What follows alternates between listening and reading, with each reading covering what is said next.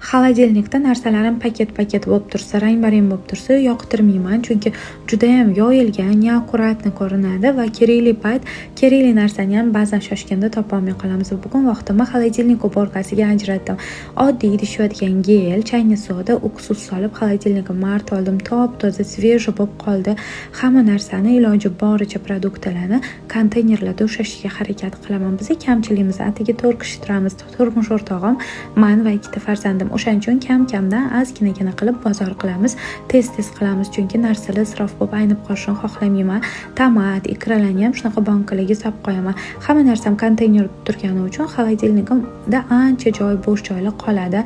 Sabzilarni, olmalarni shunaqa siyatichni paketlarga solib qo'yaman. Ko'rasizlar, qopchalarga buni chinni bozorlardan, posud sotadigan magazinlardan olsanglar bo'ladi. Oxirida zelenlarimni chaynak soda, tuz bilan suvga yutib qo'ydim. Endi qurigandan keyin mamnaqa teshichali konteynerlarga solib, tagiga salfetka solib qo'yib qo'yaman. Anchagacha sveji turadi.